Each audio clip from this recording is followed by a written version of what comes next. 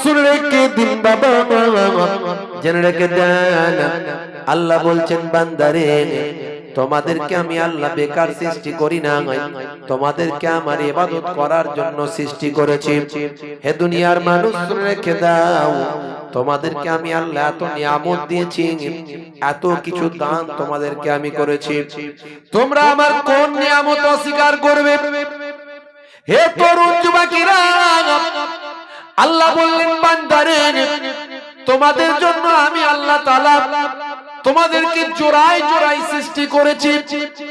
আমি আল্লাহ তোমাদেরকে পুংলিঙ্গ স্ত্রীলিঙ্গ জোড়ায় জোড়ায় সৃষ্টি করেছি।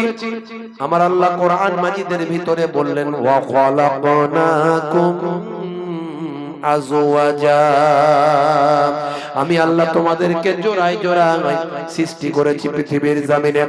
হে তরুণ যুবকেরা, আমার আল্লাহ বললেন বান্দারে, আমি তোমাদেরকে পৃথিবীর মধ্যে সমস্ত জীবকুলের থেকে সুন্দর করে সৃষ্টি করেছি। সর্বাপেক্ষা সৌন্দর্যের দিক থেকে আমি আল্লাহ মানুষকে তৈরি করেছি। লাকাদ খালাকনাল ইনসানা ফি আহসানি তাকবীম। হে জওয়ান যুবকেরা, আমার আল্লাহ বলছেন বান্দা তোমাদের জন্য আমি আল্লাহ আকাশকে ছাদ বানিয়েছি, তোমাদের জন্য জমিনকে বিছানা বানিয়েছি, তোমাদের জন্য আকাশে আমি আল্লাহ সূর্য দিয়েছি, সূর্য দিয়ে দিন বানিয়ে দিয়েছি, আর তোমাদের জন্য আমি আল্লাহ রাতের বেলা আকাশে চাঁদ দিয়ে মৃদু লাইট করে তোমাদের জন্য নিদ্রার ব্যবস্থা করেছি। নিদ্রা তোমাদের জন্য আমি আল্লাহ আরামের বানিয়েছি, বিশ্রামের করেছি। হে তরুণ যুবকেরা, হে আমার বন্ধুরা, আমার আল্লাহ বললেন রাতকে তোমাদের জন্য পোশাক বানিয়েছি। ওয়াজআলনাল লাইলা লিবাসা, আমি আল্লাহ তোমাদের জন্য রাতকে পোশাক বানিয়ে দিয়েছি। হে দুনিয়ার মানুষ, তোমরা দিনের বেলা রুটি রুজি করবে, ব্যবসা করবে, কাজকর্ম করবে, আমি আল্লাহ তোমাদের জন্য দিনের বেলা নির্দেশ করেছি তোমরা কাজকর্ম করো, খেতে যাও, বাজারে যাও, মার্কেটে যাও, আমি আল্লাহ তাই ঘোষণা করে দিয়েছি। হে দুনিয়ার মানুষ শুনে রেখে দাও, হে জওয়ান যুবকেরা, হে আমার মুরব্বিয়ানেরা, ফাইজা কুদিয়াতিস সালাত ফান্তাসিরু ফিল আরদ আবতাগু মিন ফাদলিল্লাহ, তোমাদের নামাজ শেষ হয়ে গেলে তোমরা জমিনে ছড়িয়ে পড়ো, তোমরা রোজি রুটি তালাশ করো, আবতাগু মিন ফাদলিল্লাহ, আমি আল্লাহ আমার নিয়ামত অনুগ্রহ তোমরা লাভ করো। চলে যাও, काम में जाओ, बाजार में जाओ, खेत में जाओ, मार्केट में जाओ, रोजी रोटी तलाश करो। नमाज खत्म हो गया, चलो निकलो, मस्जिद से निकलो, चलो जाओ, बीबी बच्चों को पालो पोसो। দিনের বেলা আমি তোমাদের জন্য কাজকর্মের ব্যবস্থা করেছি। হে দুনিয়ার মানুষ শুনে রেখে দাও, পৃথিবীর মধ্যে তোমাদেরকে আমি আল্লাহ সর্বাপেক্ষা সম্মানিত করে সৃষ্টি করেছি। লাকাদ কাররামনা বনি আদম। হে তরুণ যুবকেরা, এত কিছু তোমরা আমার কোন নিয়ামতকে অস্বীকার করবে? তোমরা আমার কোন নিয়ামতকে অস্বীকার করবে? এই পৃথিবীর জমিনে তোমরা অক্সিজেন গ্রহণ করো। হে দুনিয়ার মানুষ, বলুন তো আমরা কি গ্রহণ করি? অক্সিজেন। আমরা অক্সিজেন গ্রহণ করি। অক্সিজেনটা কি? একটা গ্যাস। অক্সিজেনটা হলো একটা গ্যাস যেটা বায়ুর মধ্যে আছে, আমরা দেখতে পাই না। হে তরুণ যুবকেরা, আল্লাহর কুদরত কি আমরা অস্বীকার করতে পারি? বাপ বিজ্ঞানের ছাত্র যারা তারা জানেন বায়ুমণ্ডলের ভিতরে অনেক ধরনের গ্যাস আছে। সবচেয়ে বেশি যে গ্যাসটা আছে সেটা হলো নাইট্রোজেন। শুধু নাইট্রোজেন নয়, বায়ুমণ্ডলের ভিতরে আরো অনেক গ্যাস আছে। কার্বন ডাই অক্সাইড আছে, অক্সিজেন আছে, হিলিয়াম আছে, নিয়ন আছে। হে তরুণ যুবক, হে আমার বন্ধুরা, হে আমার মুরব্বিয়ানেরা, একটুখানি লক্ষ্য করুন, গাছ কার্বন ডাই অক্সাইড গ্রহণ করছে, অক্সিজেন ত্যাগ করছে। এই গাছ যে অক্সিজেন ত্যাগ করছে, কার্বন ডাই অক্সাইড গ্রহণ করছে, এই গাছ এই যে সিস্টেমটা তৈরি হচ্ছে গাছে, এটাকে বিজ্ঞানের ভাষায় বলা হচ্ছে সালোক সংশ্লেষ পদ্ধতি। হে জওয়ান যুবকেরা, হে আমার বন্ধুরা, শুনে রেখে দিন বাবা, জেনে রেখে দেন মুসলমান, এই সালোক সংশ্লেষ পদ্ধতিতে গাছ কিন্তু কার্বন ডাই অক্সাইড গ্রহণ করছে, অক্সিজেন ত্যাগ করছে।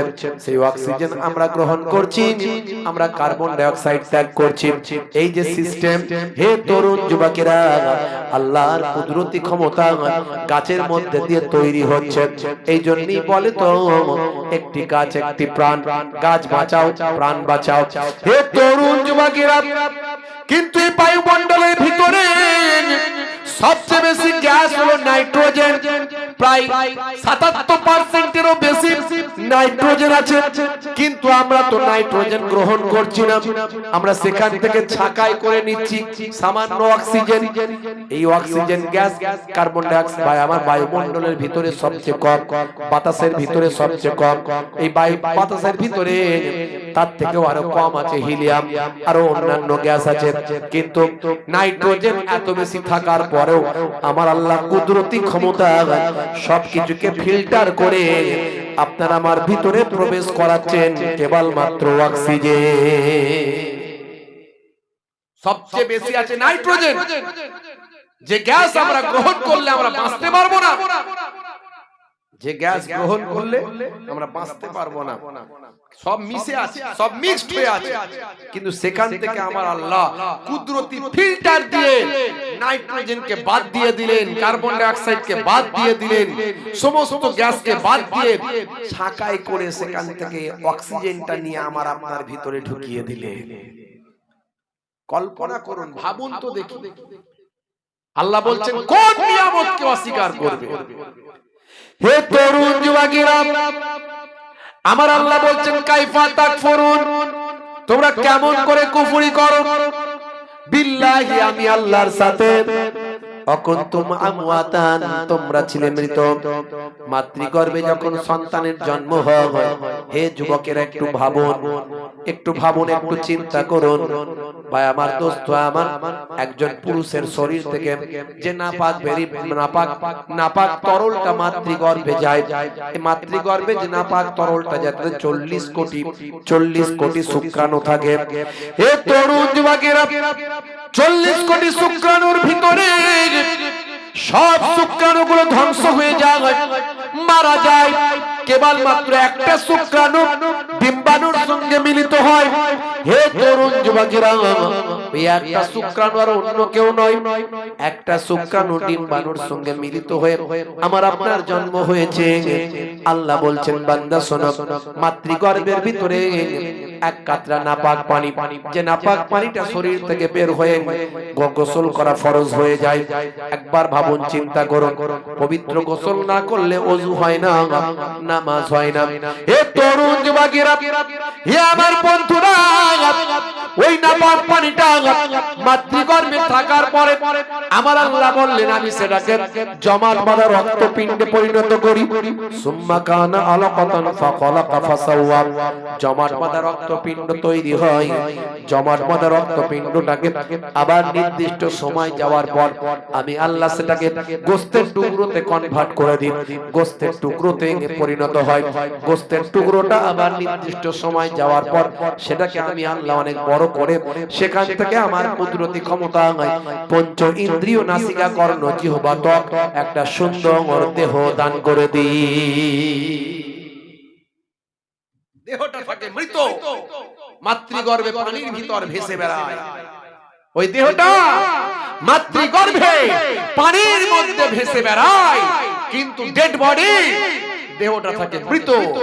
আমি আল্লাহ মাতৃগর্ভের ভিতরে একটা ফারিস্তা পাঠিয়ে দিয়ে তা ওই দেহের ভিতরে আমি আমার কুদরতি রূহটাকে ফুঁকে দিই। জোরে বলুন সুবহানাল্লাহ।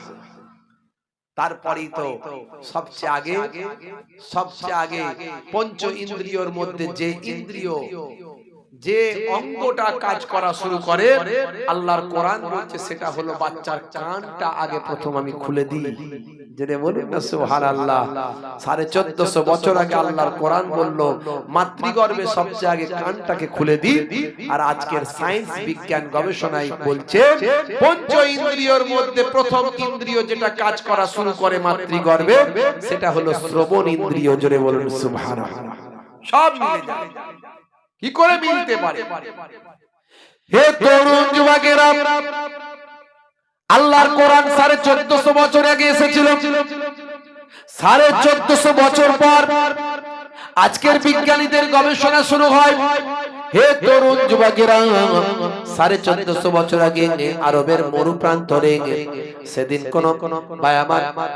কোন ল্যাবরেটরি ছিল না, কোন আল্ট্রাসাউন্ড মেশিন সেদিন ছিল না, কোন রকম প্যাথোলজি ছিল না, কোন রকম গবেষণা কেন্দ্র ছিল না, কোন রকম নাসা ইসরো ছিল না, স্টেথোস্কোপ, ব্যারোমিটার, থার্মোমিটার, মাইক্রোস্কোপ, কোন রকম যন্ত্রপাতি ছিল না। আমার আল্লাহর কুদরতি ক্ষমতা সেদিন আমার আল্লাহ সব জানিয়েছিলেন। আজকের গবেষণা হয়েছে, অগ্নি 5 উৎক্ষেপণ করা হয়েছে, চাঁদে চন্দ্রযান গেছে, মঙ্গলে মঙ্গলযান পাঠানো হয়েছে, নাসা ইসরো তৈরি হয়েছে। আজকের গবেষণায় বিভিন্ন রকম আল্ট্রাসাউন্ড থেকে শুরু করে বিভিন্ন নতুনত্ব ভয়ামান যত রকম যন্ত্রপাতি আবিষ্কার হয়েছে। হে তরুণ যুবকেরা, আজকের গবেষণায় যেটা বলা হয় 1450 বছর আগে আল্লাহর কোরআন কিভাবে সেটা জানায়, বিজ্ঞানীরা অবাক হয়ে যায়। পৃথিবী বিখ্যাত মানুষগুলো আজকে অবাক হয়ে গিয়ে কেসিয়াসিয়ালের মতো মানুষ, টাইসনের মতো মানুষ, গ্যারি মিলারের মতো মানুষ, জেনিফারের মতো মানুষ। হে তরুণ যুবকেরা, মুরব্বিয়ানেরা, জেনে রেখে দিন, বুলগেরিয়ার একজন বিখ্যাত ভবিষ্যৎবাণী করা একজন ব্যক্তির নাম হলো বাবা ভাঙা। নাম শুনেছেন আপনারা? বাবা ভাঙা বহুদিন আগে মারা গেছে। আজকেও বাবা ভাঙাকে নিয়ে পৃথিবীর মানুষ আলোচনা করে। আল্লাহ এই বাবা ভাঙার মধ্যে এমন একটা কুদরতি ক্ষমতা আল্লাহ দিয়েছেন, বাবা ভাঙাকে নিয়ে পৃথিবীর বড় বড় ভাই আমার রাষ্ট্রপ্রধানরা পর্যন্ত অবাক হয়ে যায়। হে তরুণ যুবকেরা, বাড়ি হলো বুলগেরিয়া, জন্ম হয়েছে 1911। হে তরুণ যুবকেরা, বাবা ভাঙা হলো একমাত্র ব্যক্তি যিনি ভবিষ্যৎবাণী করেছেন।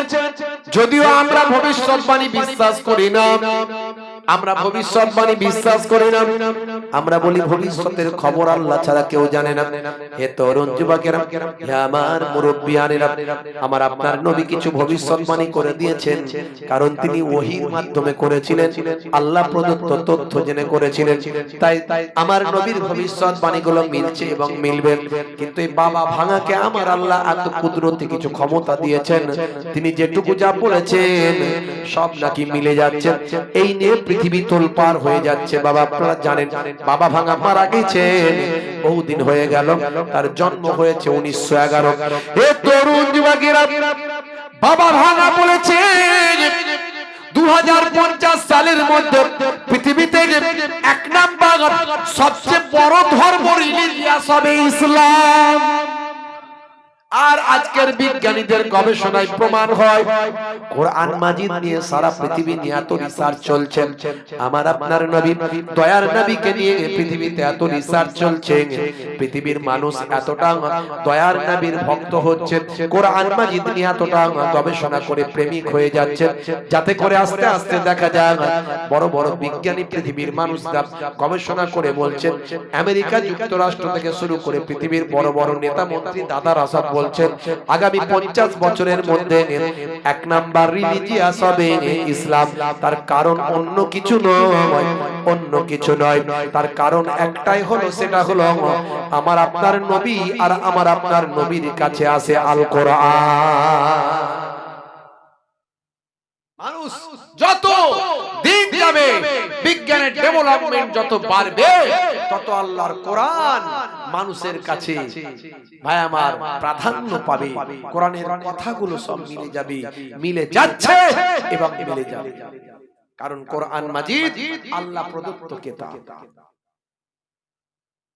আমরা যদি সেই কোরআনের নির্দেশ মেনে চলতাম, পৃথিবীর সবাই আমাদের স্যালুট করত। পৃথিবীর সবাই আমাদের স্যালুট করত যদি আমরা এই কোরআন মাজিদটা মেনে চলতাম, রাসূলের নির্দেশটা মেনে চলতাম। আমাদের সাহায্য করার জন্য আল্লাহর কুদরতির মাদাদ আসতো। জোরে বলুন সুবহানাল্লাহ। আসতো কি আসতো না? যদি আমরা ঠিক মতো মেনে চলতাম, আমার আল্লাহ পারে কি পারে না? সবকিছুই পারে। পারে না? পারে না? পারেন না? পারেন না? এই দেখো এখানে একটা মাকড়সা চলে এসেছে, এইখানে তো নতুন করে তৈরি হলো, কোনটা থেকে আল্লাহ পাঠিয়ে দিয়েছে? কখন মাকড়সা নিজের জাল তৈরি করে সামনে পর্যন্ত চলে? আমি জাস্ট এক্সাম্পল। আল্লাহর কুদরত আমি আপনি বুঝতে পারবো না, কোনখানে কিভাবে আল্লাহ কাকে কোন জায়গায় মাদাদ করবেন কেউ জানে না। আজকে আমাদের অপমানিত হতে হতো না, লাঞ্ছিত হতে হতো না, বঞ্চিত হতে হতো না যদি আমরা আল্লাহর কোরআন মেনে চলতাম, রাসূলের জীবন জিন্দেগিকে ফলো করতাম। বলতে দুঃখ লাগে, অবাক হয়ে যায়। আপনারা জানেন গতকালকে রানাঘাট লোকাল এক্সপ্রেস, লোকাল যে ট্রেন, সেই ট্রেনেতে আমার এক কলেমার ভাই, নাম হচ্ছে তার রেজাউল ইসলাম, সে ট্রেনে করে যাচ্ছিল, আরো তার ৩-৪ জন বন্ধু ছিল সঙ্গে যাচ্ছিল লাগেজ নিয়ে। আপনারা দেখেছেন ইন্টারনেটে ভাইরাল। তাকে ১০-১২ জন উগ্রবাদী তারা ওই রেজাউল ইসলামের মুখে দাড়ি দেখে, তার পাঞ্জাবি দেখে, তার টুপি দেখে তারা তাকে কুমন্তব্য করে, বাজে কথা বলে, বলে বাংলাদেশ থেকে এসে ভারতটাকে দখল করতে এসেছে, এই দেখো সব জঙ্গি, অমুক তমুক, খুব কুৎসিত বাজে বাজে কথা, ইসলাম বিদ্বেষী কথা, নবী বিদ্বেষী কথা বলা শুরু করে। সেই সময় রেজাউল ইসলাম নিরুপায় হয়ে বলে, ভাই আপনিও ভারতীয়, আমিও ভারতীয়, এই ভারতবর্ষে আপনার যতটুকু অধিকার আছে আমার অধিকার এক চুল কম নাই। আমি তার বিবৃতিটা শুনলাম, তিনি যে বিবৃতিটা দিয়েছেন আমি সেটা শুনলাম। সেই সময় তারা তাদের মধ্যে থেকে কেউ একজন মারতে উদ্যত হয়।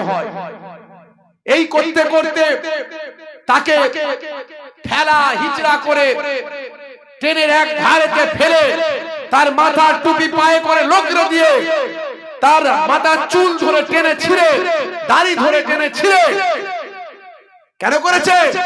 কারণ সে একজন দাড়িওয়ালা, টুপিওয়ালা, একজন পাঞ্জাবিওয়ালা। ভাইরা আমার, কারা করেছে এটা? করেছে কারা? হিন্দুরা? না না, ভুল ব্যাখ্যা করবেন না, এটা কোনো হিন্দুরা করেনি।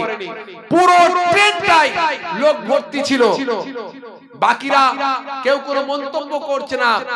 ওই ভাই আমার সন্ত্রাসীদের ভয়ে, ওই উগ্রবাদীদের ভয়ে কেউ কোনো কথা বলছে না, সবাই চুপচাপ। এমন সময় আল্লাহর কি করুণা, ভাই আমার, তারা বলছে একে ধরে ট্রেন থেকে ফেলে দাও বলে টানা হিজড়া করে নিয়ে যাচ্ছে ট্রেন থেকে ফেলার জন্য।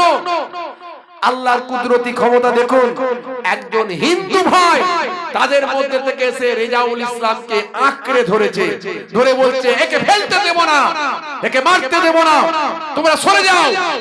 এইভাবে রেজাউল ইসলামকে আল্লাহ আর এক হিন্দু ভাইয়ের মাধ্যমেই বাঁচিয়ে দিয়েছে।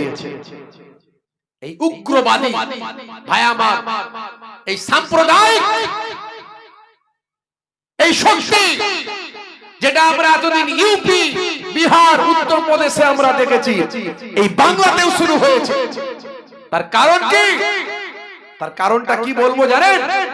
এই রেজাউল ভাইকে এইরকম করার খবরটা চারিদিকে যখন ছড়িয়ে পড়লো, ইন্টারনেটে ছড়িয়ে গেল, আমি নিজেও আমার যে সোশ্যাল মিডিয়া, সোশ্যাল সাইট আছে সেখান থেকে পোস্ট করলাম। আমি পোস্ট করার পরে আমাকে অনেকজন মেসেজ করলো, হুজুর এ আপনি কার পক্ষে হয়ে কথা বলছেন?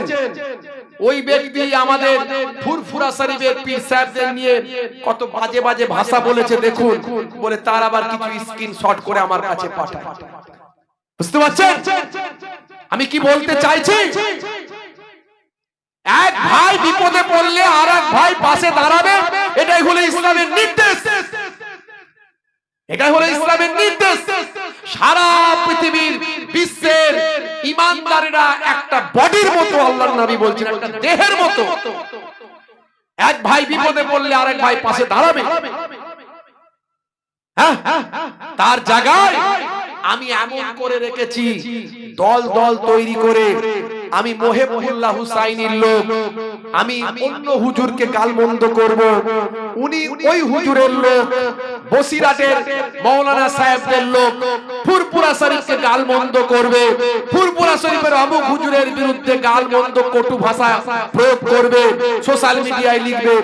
উনি ফুরপুরা শরীফের অমুক হুজুরের লোক বসিরাটের মাওলানা সাহেবদের, মুফতি সাহেবদের বিরুদ্ধে গালমন্দ করবে। এইভাবে করে করে করে করে দল দল দল দল।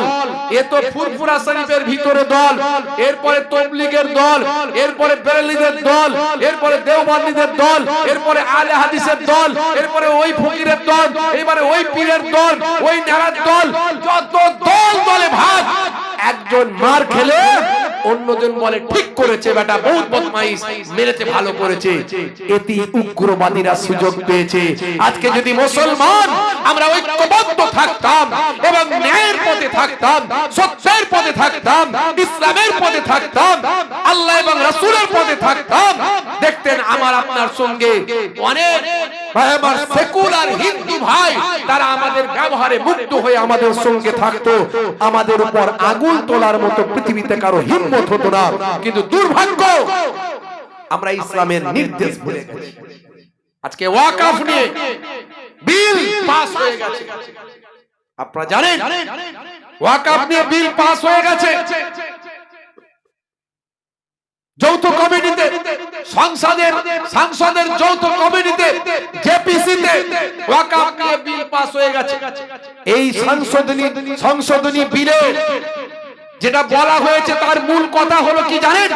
মূল কথা হলো আপনার ওয়াকফ সম্পত্তির যে কমিটি, সেই কমিটিতে কেন্দ্র সরকারের প্রতিনিধি থাকবে, অমুসলিম প্রতিনিধিও থাকবে। তাদের হাতে মূল জিনিসটা থাকবে। তার মানে গোরস্থান আপনার, মসজিদ আপনার, ওয়াকফের সম্পত্তি আপনার, আপনার বাপ দিয়ে গিয়েছিল, আপনার দাদু দিয়ে গিয়েছিল, আপনার 14 পুরুষ দিয়ে গিয়েছিল। কেন না আপনার গরিব ছেলে, মুসলমান সমাজ গরিব সম্প্রদায়, এই গরিব সম্প্রদায়কে যাতে একটু বড়লোক করা যায়, এরা শিক্ষা দীক্ষায় পিছিয়ে, শিক্ষা দীক্ষায় যাতে একটু এগিয়ে আসতে পারে, এই জন্য এই ওয়াকফের সম্পত্তি থেকে খরচা করা হবে, এখান থেকে ব্যয় করা হবে। এখন এতদিন পর্যন্ত কিছু কেমন ব্যবহার হচ্ছিল, কিছু কেমন মেরে মুড়ে কিছু লোক খাচ্ছিল, অনেকেতে ভূত ঢুকে গিয়েছিল। এবারে সেইগুলো উদ্ধার করা তো দূরের কথা, এবার তাদের আর সহ্য হলো না। তারা বলছে এতদিন ওরা মেরে খেয়েছে, এবার আমরা মেরে খাবো বলে এবার সবটাই বলছে তোদের জায়গা থাকবে, চাবি আমার থাকবে, কবরস্থান তোদের, চাবি থাকবে যদুর কাছে। তোর বাপ মরে গেলে সলিমুদ্দিন কবরস্থানের ধারে নিয়ে যাবি, ডেড বডিটা রেখে যদুবাবুর অফিসে যাবি, গিয়ে সেখান থেকে চাবি নিয়ে আসবি। যদুবাবু বলবো আমি টয়লেটে ঢুকেছি, দাও 1 ঘন্টা। মুসলমান আমরা জেগে জেগে ঘুমিয়ে গেলাম। খালি আমি মোহেবুল্লাহ হুসাইনির লোক, আমি বসিরাটের মাওলানা সাহেবের, হাজী সাহেবের লোক, আমি অমুক পীর সাহেবের, হুজুর সাহেবের লোক, আমি ওই তাবলীগের লোক, আমি দেওবন্দীদের লোক, আমি বেরেলভীদের লোক। ও বেটা সাইজ হচ্ছে হোক, ও বেটা মরছে মরুক, ও বেটা ডুবছে ডুবুক, ও ট্রেনেতে মার খাচ্ছে খাক, সবাই 12টা বাজিয়ে রেখে দিয়েছে। একদম গালমন্দ এমন দিয়েছি না মোহেবুল্লাহ হুসাইনি, আমি এমন গালমন্দ দিয়েছি আপনাকে। আমি যখন বিপদে পড়ছি তখন আপনি বলছেন ঠিক করে মার ভালো করে, আবার আপনি যখন মার খাচ্ছেন তখন আমার লোক বলছে, আমি বলছি মার ভালো করে। এই করে করি আমরা শেষ। আজকে শ্রেষ্ঠ জাতি নিকৃষ্ট জাতিতে পরিণত হয়েছে। রাগ করবেন না বাপ, রাগ করবেন ভাইরা আমার, তরুণ যুবকেরা আমার, বড় দুঃখ লাগে। আমি একটা লিখেছিলাম আর কি, একটু ভাঙাচোরা কবি তো, এই ওয়াকফ নিয়ে লিখেছিলাম। হাহাকার হাহাকার হাহাকার হাহাকার হাহাকার হাহাকার হাহাকার আমার হাহাকার। অশুভ শক্তির বিনাশ চাই, মহেবুল্লাহ বলছে তাই। দেশ গড়তে উন্নতিতে এই স্লোগান তোলা চাই। অশুভ শক্তির বিনাশ চাই, মহেবুল্লাহ বলছে তাই। দেশ গড়তে উন্নতিতে এই স্লোগান তোলা চাই। ওয়াকফ নিয়ে নতুন বিল করবে মোদের সবই নীল। মূল্য বৃদ্ধি জিএসটি দিন দুঃখীদের করুণ দিন। ওয়াকফ নিয়ে নতুন বিল করবে মোদের সবই নীল। মূল্য বৃদ্ধি জিএসটি দিন দুঃখীদের করুণ দিন। গরিব মরে পথের ধারে, আম্বানিরা ধনী হয়। গরিব মরে পথের ধারে, আম্বানিরা ধনী হয়। রুখে দাঁড়াও, উঠে দাঁড়াও, মহেবুল্লাহ বলছে তাই। বলুন ইনশাআল্লাহ, বলুন ইনশাআল্লাহ। এখনো সময় আছে। সবার উদ্দেশ্যে মেসেজ দিচ্ছি। বসিরহাট, ফুরফুরা, দেওবন্দি, তবলিগ, বেরেলি, আহলে হাদিস, নেরাদ দল, ভেড়ার দল, গাদার দল যত আছে, তালতলা, বেলতলা, গোলতলা, জামতলা, হ্যাঁ ভাই আমার, বরস্তান, কবরস্তান, হিন্দুস্তান, পাকিস্তান যত পৃথিবীতে আছে ভাই আমার, এখনো সময় দিচ্ছি। আল্লাহ রাব্বুল আলামিন এখনো আমাদেরকে সময় দিচ্ছেন। হে দুনিয়ার মুসলমান, সাবধান হয়ে যাও, না হলে কিন্তু বিপদ তোমার ঘরে। মাথায় রাখবেন। তাই বলেছি, গরিব মরে পথের ধারে, আম্বানিরা ধনী হয়। রুখে দাঁড়াও, উঠে দাঁড়াও, মহেবুল্লাহ বলছে তাই। মহেবুল্লাহ দিচ্ছে ডাক, দুর্নীতি সব নিপাত যাক।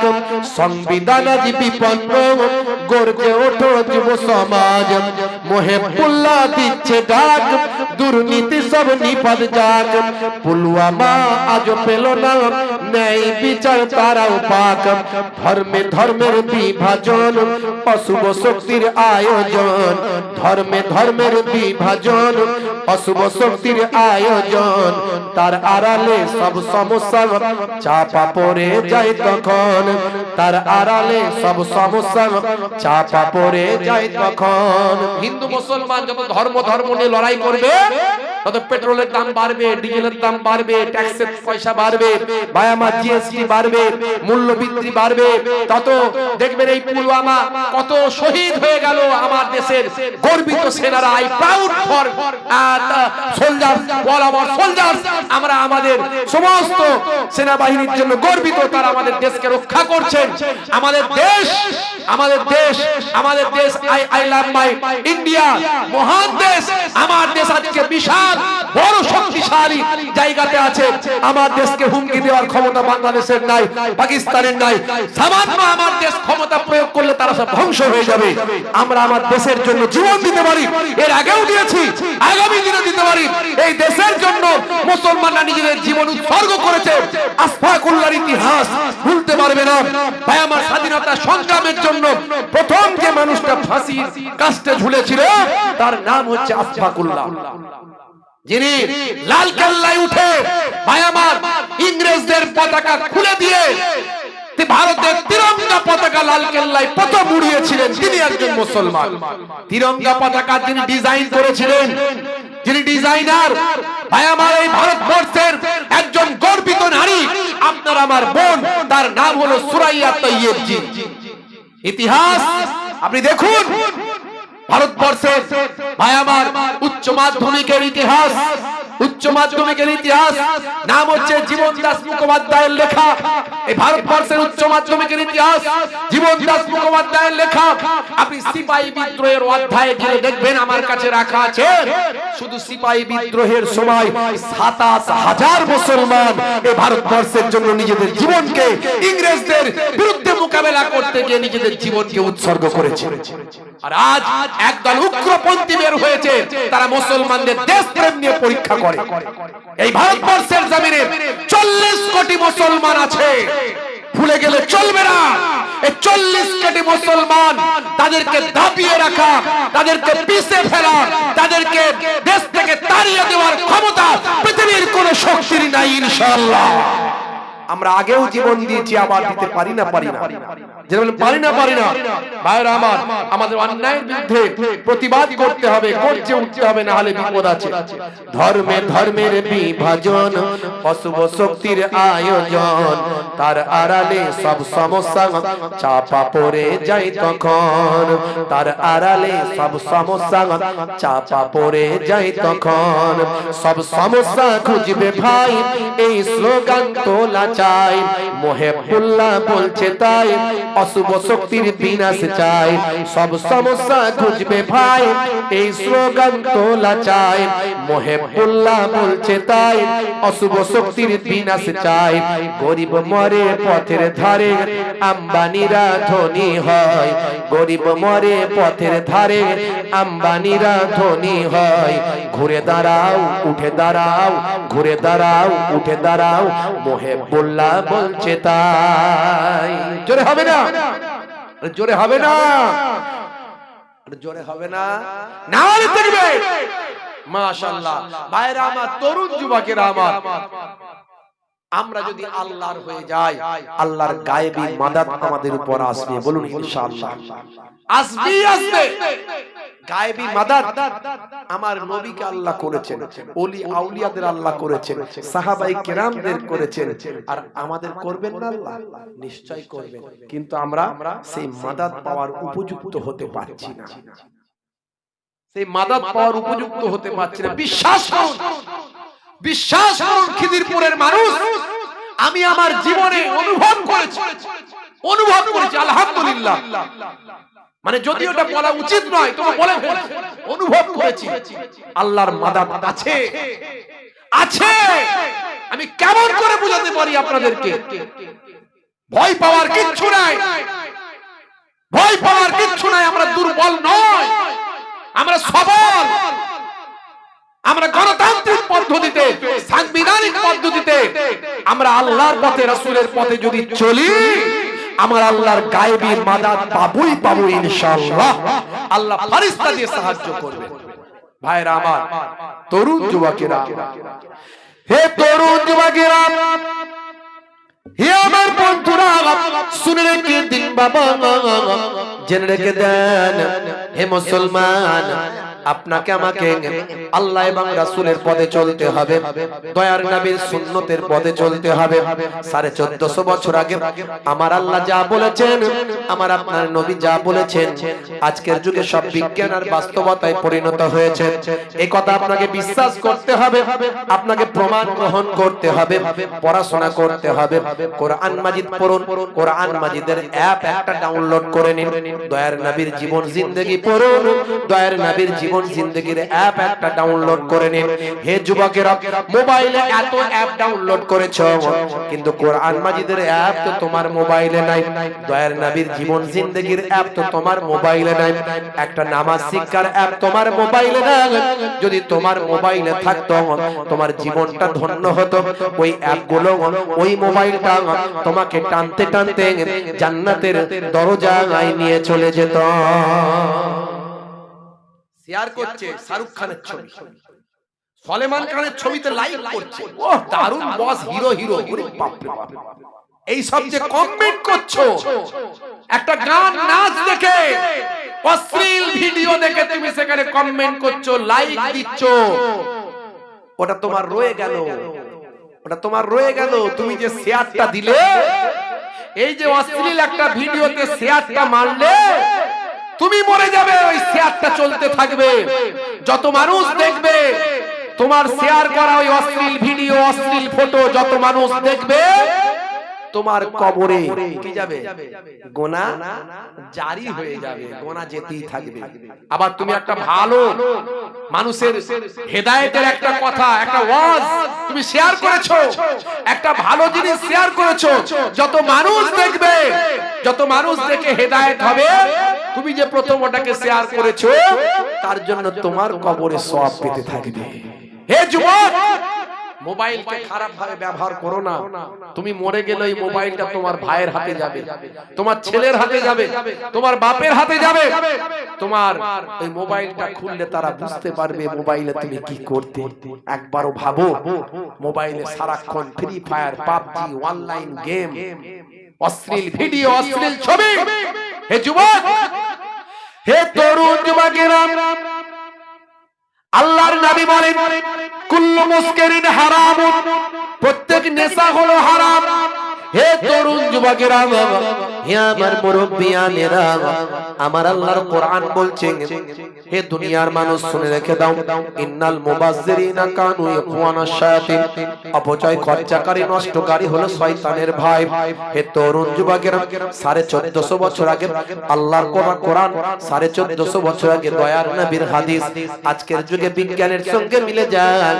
আজকের যুগে সায়েন্স, বাস্তববাদী, স্বাস্থ্য বিশেষজ্ঞরা বলেন নেশা করা ঠিক নয়, কোনো কিছুর নেশা করা উচিত নয়। নেশা মানুষকে ধ্বংসের দিকে, খারাপের দিকে ধাবিত করে। যদি কারো নেশা কোনো কিছু থাকে, খারাপ নেশা যদি হয়ে যায়, শুনে রেখে দাও, সেটা তার অধঃপতন এবং ধ্বংসের মূল হয়ে যাবে। হে তরুণ যুবকেরা, কি হলো মাইকের আওয়াজ হচ্ছে কেন? হে আমার বন্ধুরা, শুনে রেখে দিন বাবা, জেনে রেখে দেন। এরই জন্য বলি, হে যুবক, তুমি সিগারেট বিড়ি খেও না। এই যে ধোঁয়া অনেকে খায়, ধোঁয়া নাক দিয়ে খাচ্ছে, মুখ দিয়ে ছাড়ছে। না না, ভুল বললাম, মুখ দিয়ে খাচ্ছে, নাক দিয়ে ছাড়ছে। আসলে রাত বাড়ছে তো, বুঝতে পারছো? নাক দিয়ে খাচ্ছে, মুখ দিয়ে খাচ্ছে, নাক দিয়ে ছাড়ছে, ভিতরে ভালো করে ধোঁয়াটাকে ঘুরিয়ে নিচ্ছে একবার। ভাই লাভটা কি হচ্ছে? ভালো জায়গাটাকে, ভিতরটা দেখবেন, ডাক্তারদের জিজ্ঞাসা করবেন, ইন্টারনেটে আছে দেখবেন, ভিতরটা হলো লাল সুন্দর, আল্লাহ কুদরতি কি মেশিন দিয়েছে ভিতরে, কি মেশিন, সেই মেশিনটাকে ধোঁয়া দিয়ে কালো করে বন্ধ করে স্পট ফেলে 12টাকে 13টা বাজিয়ে দিচ্ছে। সুস্থ শরীরকে খারাপ করছে। লেখা আছে, পরিষ্কার লেখা আছে, smoking is injurious to health. তারপরেও জেনে শুনে কি যে ওতে আরাম আছে, রাগ করবেন না। এই কথাগুলো কেন বলি জানেন? আমি এই কথাগুলো না বলে তো একটা খাজা গারিব নামাজের ঘটনা বলতে পারি এতক্ষণ। খাজা গারিব নামাজকে ওই দুশমনেরা উপর থেকে পাথর ফেললো, হুজুর সেখানে আগুনের ইশারা করলো, ওই পাথরটা ওখানে রয়ে গেল। আপনি বলেন মাশাআল্লাহ, নারে তাকবীর, খুব সুন্দর ঘটনা। এগুলো আল্লাহর ওলিদের কারামাত, ভালো জিনিস, এগুলো বলতে পারি। কিন্তু আমি যদি বলে দিয়ে চলে যাই, আপনি কি কালকে খাজা গারিব নামাজের মতো তো হতে পারবেন কি? পারবেন না, পারবেন না। কিন্তু এই যেগুলো বলছি, এগুলো যদি করেন, কালকে আপনি খাজা গারিব নামাজ হতে না পারলেও তার একজন উপযুক্ত যোগ্য অনুসারী ভক্ত হতে পারবেন ইনশাআল্লাহ। আমি যেগুলো বলছি, দাদা হুজুর কেবলা ভাই আমার বলে দিলেন, সঙ্গে সঙ্গে মানুষটা সেখান থেকে উড়ে গিয়ে বেঁচে গেল। আপনি বলুন সুবহানাল্লাহ, আমার দাদা হুজুরের কারামত, আল্লাহ মাশাআল্লাহ, খুব ভালো লাগবে শুনতে, অবশ্যই। কিন্তু আমি যেগুলো বলছি, দাদা হুজুর হতে আর কেউ পারবো না, পারবেন না। কিন্তু দাদা হুজুরের সত্যিকারের ভক্ত, ভালোবাসার অনুসারী হতে পারবো যেগুলো বলছি যদি মেনে চলে।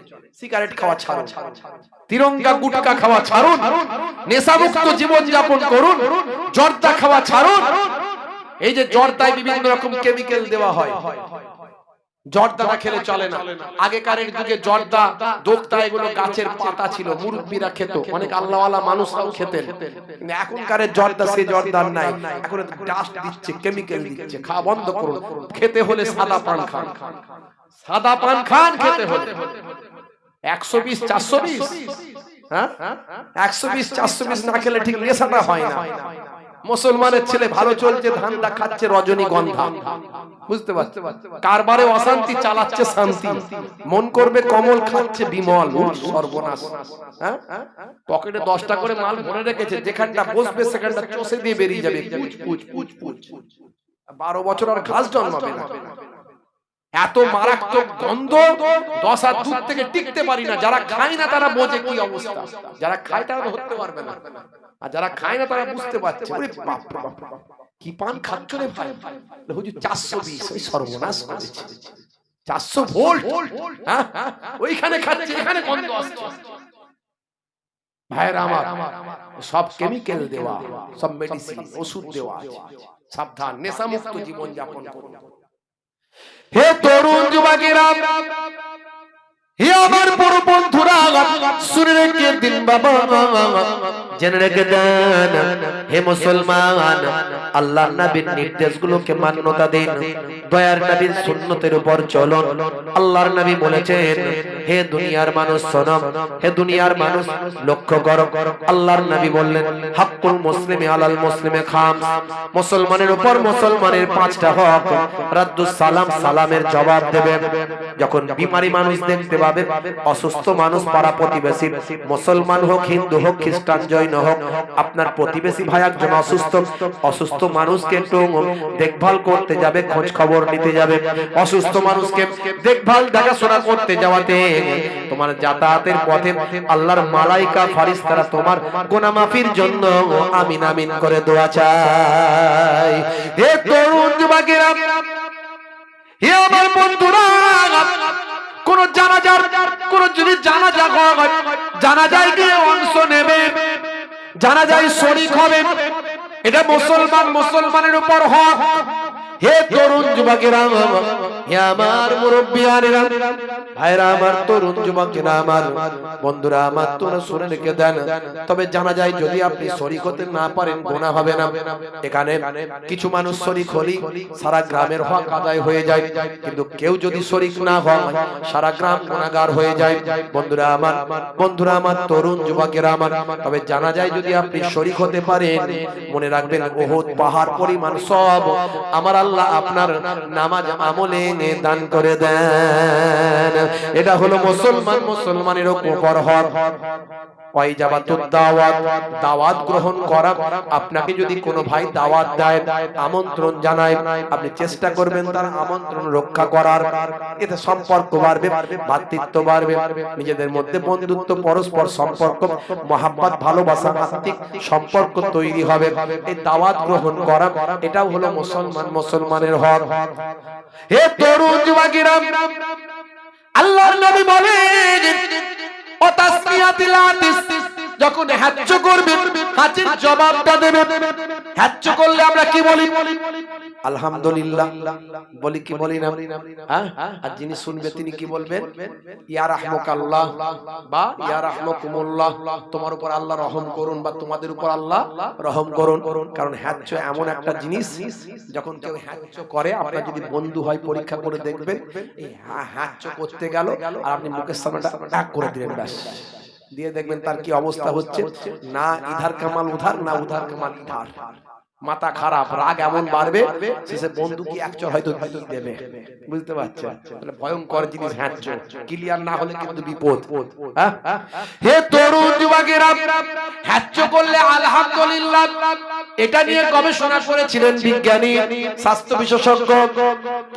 তিনি বলছেন, হে মাওলানা সাহেব, আচ্ছা বলেন তো দেখি, আপনার নবী যা শিখিয়েছেন সবের মধ্যে বিজ্ঞান বাস্তবতা পাওয়া যায়। আল্লাহর কোরআন যা বলেছে সবের মধ্যে বিজ্ঞান বাস্তবতা পাওয়া যায়। 1450 বছর আগে আল্লাহর কোরআন নামাজ দিয়েছে, নামাজের থেকে ভালো ব্যায়াম আর কি হতে পারে? 1450 বছর আগে আল্লাহর কোরআন রোজা দিয়েছে, রোজা হলো অটোফেজি।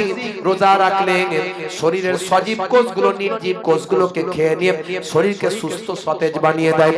এই রোজা নিয়ে, অটোফেজি নিয়ে, ফাস্টিং নিয়ে গবেষণা করে জাপানের বিজ্ঞানী, ভাই আমার জাপানের বিজ্ঞানী নাম হলো, ভাই আমার কি জানো ভাই আমার, জাপানের বিজ্ঞানী নোবেল প্রাইজ পেয়েছেন।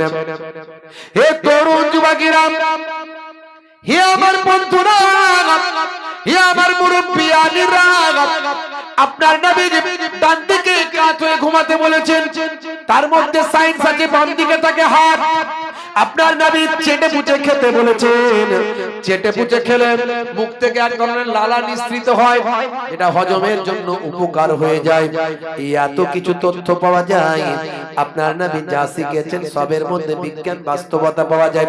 আল্লাহর কোরআন যা বলেছে সবের মধ্যে বিজ্ঞান বাস্তবতা পাওয়া যায়। এর আগে আমি আপনাদের মাঝখানে বলেছি, আপনাদের মাঝখানে তথ্য দিয়েছি। হে তরুণ যুবকেরা, আমার আল্লাহ বলছেন, ওয়াজআলনাল লাইলা লিবাসা, তোমাদের জন্য রাতকে আমি আল্লাহ পোশাক বানিয়ে দিয়েছি। এখান থেকে আমি বের করার চেষ্টা করেছি, বলার চেষ্টা করেছি, পোশাকের কাজ হলো শরীরকে ঢেকে রাখা, আর পোশাকের কাজ হলো শরীরকে ঢেকে রাখা। অর্থাৎ অন্ধকার, অন্ধকারের মধ্যে রাত্রে তুমি থাকবে, রাতকে তোমাদের জন্য পোশাক বানিয়েছি, মানে রাতের বেলা তুমি অন্ধকারের ভিতরে থাকবে যাতে রাত তোমাকে ঢেকে রাখে। এটা আল্লাহর কোরআন বলছেন। আমার আপনার নবী ব্যাখ্যা করে দিয়েছেন, আরো খোলাসা করে দিয়েছেন। বুখারী শরীফের হাদিস 5624 নম্বর হাদিস। হে তরুণ যুবকেরা, আন জাবিরিন আন্না রাসূলুল্লাহ সাল্লাল্লাহু আলাইহি ওয়াসাল্লাম قال আতফিউল মাসাবিহা ইযা রাকাতুম। আল্লাহর নবী, বুখারী শরীফের হাদিস 5624 নম্বর। আন জাবিরিন, হযরত জাবির রাদিয়াল্লাহু তাআলা আনহু থেকে হাদিসটা এসেছে। আল্লাহর নবী বলেন, যখন তোমরা ঘুমাতে যাবে আলোটা, লাইটটা বন্ধ করে দেবে। স্বাস্থ্য বিশেষজ্ঞরা বলছে মাথা থেকে 5 ধরনের হরমোন নিঃসৃত হয়, কম বেশি 5 ধরনের হরমোন নিঃসৃত হয়। কিন্তু মানুষটা যখন ঘুমিয়ে থাকে, গভীর ঘুমে আচ্ছন্ন থাকে, এবং পরিবেশটা যদি অন্ধকার থাকে, চোখ যদি সিগন্যাল দেয় ব্রেনকে যে পরিবেশ অন্ধকার, তখন মাথা থেকে, মাথার পেছন সাইড থেকে একটা হরমোন নিঃসৃত হয়, যে হরমোনটার নাম হলো মেলাটোনিন। এর আগে আমি বলেছি, ইন্টারনেটে আছে, দেখবেন মেলাটোনিন হরমোন। এই হরমোনটা বের হয়ে রক্তের সঙ্গে মিশে যায়, মিশে গিয়ে শরীরকে ক্যান্সারের মতো ভাইরাস, জীবাণু থেকে প্রোটেক্ট করে, রক্ষা করে। জোরে বলুন সুবহানাল্লাহ। 1450 বছর আগে ক্যান্সার কি জিনিস লোকে জানতই না, কিন্তু আমার আল্লাহ তো জানেন, আমার নবীকে আল্লাহ জানিয়েছেন, আমার নবী বলে দিয়েছেন। আজকের যুগে বিজ্ঞান আর বাস্তবতায় প্রমাণিত হয়। জোরে বলুন সুবহানাল্লাহ। হে তরুণ যুবকেরা, মাওলানা সাহেব বলছে, কি বলছে? আচ্ছা বলুন তো, স্বাস্থ্য বিশেষজ্ঞ মাওলানা সাহেবকে বলছে, মাওলানা সাহেব আপনার নবী হ্যাচ্চ করে আলহামদুলিল্লাহ কেন বললেন? এর কি ব্যাখ্যা আছে? সবের মধ্যে সায়েন্স পাওয়া যায়, বিজ্ঞান পাওয়া যায়, বাস্তবতা পাওয়া যায়, এর মধ্যে কি বাস্তবতা আছে? মাওলানা সাহেব বলল, এটা আমার দরকার না, এটা তো আপনার দরকার। আমার নবী যেটা বলেছেন সেটা আমি মানি, কিন্তু কি আছে সেটা আপনি বের করুন। হে তরুণ যুবকেরা, হে আমার বন্ধুরা, হে আমার মুরব্বিয়ানিরা, শুনে রেখে বাবা, এমন সময় মাওলানা সাহেবকে জিজ্ঞাসা করা, আচ্ছা বলুন তো মাওলানা সাহেব, আলহামদুলিল্লাহ মানে কি? আলহামদুলিল্লাহ মানে, মাওলানা সাহেব বললেন, সমস্ত প্রশংসা মহান আল্লাহর। আচ্ছা মাওলানা সাহেব বলেন তো দেখি, আপনারা কখন আলহামদুলিল্লাহ বলেন? মাওলানা সাহেব বললেন, যখন আমরা কোনো কিছুতে খুশি হয়ে যাই, আনন্দিত হয়ে যাই, তখন আমরা আলহামদুলিল্লাহ বলি। স্বাস্থ্য বিশেষজ্ঞ বলে, হাই রে হাই, হ্যাচ্চ করলে আবার কিসের খুশি হয়? যে মুসলমানদের নবী মুসলমানদের আলহামদুলিল্লাহ শেখায়। হে তরুণ যুবকেরা, দেখা যাক এর মধ্যে কি খুশি আছে। ল্যাবরেটরিতে চলে গেলেন স্বাস্থ্য বিশেষজ্ঞ, বিজ্ঞানী, সায়েন্টিস্ট ভাই আমার, চলে গেলেন ল্যাবরেটরিতে, গিয়ে হ্যাচ্চ নিয়ে গবেষণা করলেন। হ্যাচ্চ নিয়ে গবেষণা করে কয়েকদিন পর বের হয়েছে, বললেন, মাওলানা সাহেব আপনার নবী ঠিকই শিখিয়েছেন, আপনার নবী যা শিখিয়েছেন, নবী তো মহাবিজ্ঞানী, কারণ তিনি তো আর ভুল শেখাবেন না। প্রমাণ হয়ে গেছে। কি প্রমাণ হলেন? যখন হ্যাচ্চ করে মানুষ, শরীর থেকে অনেক জীবাণু বের হয়ে যায়, তার খুশিতে আমার নবী, আপনার নবী আলহামদুলিল্লাহ শেখায়। জোরে হবে না? আমি এগুলো কেন বলছি জানেন? এগুলো এই জন্যই বলছি, আপনার ঈমানকে মজবুত করার জন্য, কারণ ঈমান আমাদের দুর্বল হয়ে পড়েছে। এগুলো এই জন্যই বলছি কোরআন এবং হাদিস থেকে, যে আপনি বিশ্বাস করুন কোরআন সত্য, আপনি বিশ্বাস করুন নবী সত্য। আর যদি সত্য হয় তাহলে আপনি বেনামাজি কেমন করে বলবেন? যদি সত্য হয় কোরআন, যদি সত্য হয় আল্লাহ সত্য, কোরআন যদি সত্য হয় নবী সত্য, নবী যদি সত্য হয় হাদিস সত্য, হাদিস যদি সত্য হয় নবী সত্য, তাহলে আপনি কেমন করে বেনামাজি হতে পারেন আমাকে বলুন? কেমন করে নবীর সুন্নাত ছাড়তে পারেন আপনি বলুন? আলহামদুলিল্লাহ, এই ওয়াজগুলো আমি করি, আমাকে প্রতিদিন কম বেশি কয়েকজন করে আমাকে ফোন করে, কম বেশি কয়েকজন করে ফোন করে, হুজুর আপনার ওয়াজ শুনে আমি হেদায়েত হয়ে গেছি, নামাজি হয়েছি, কেউ বলে দাড়িওয়ালা হয়েছি, কেউ বলে নেশামুক্ত জীবন যাপন করছি, হুজুর আপনার ওয়াজ শুনে আমি সুন্নত রেখে দিয়েছি। এইভাবে আমাকে বলে। আলহামদুলিল্লাহ, আমার ওয়াজ করা সার্থক, আমার আগ্রহ আরো বেড়ে যায়। আমি চেষ্টা করি বারবার এরকম তথ্যগুলো খুঁজে খুঁজে বের করার এবং মানুষের কাছে বলার। ভাইরা আমার, আজ থেকে প্রতিজ্ঞা করুন যে আমি যদি সত্য বলে মনে করি তাহলে আজ থেকে নামাজ ছাড়বো না, নামাজ ছাড়বো না। হে তরুণ যুবকেরা, হে আমার বন্ধুরা, হে খিদিরপুরের মানুষেরা, এই মাইক ম্যান কোথায় গেল? কি হচ্ছে এরকম মাঝে মাঝে? মাইক ম্যান ঘুমিয়ে পড়লো নাকি? কইছে মাইক ম্যান সাহেব? আরে তোমার প্রশংসা করে দিলাম আর মাইক খারাপ করে দিচ্ছ কেন? কোথায় গেল মাইক ম্যান ভাই? এরা মাঝে মাঝে ক্যাঁ করে রয়ে যাচ্ছে, ক্যাঁ শেষে ক্যাঁ করে রয়ে যাচ্ছে। দরুদ শরীফ আল্লাহুম্মা সাল্লি আলা।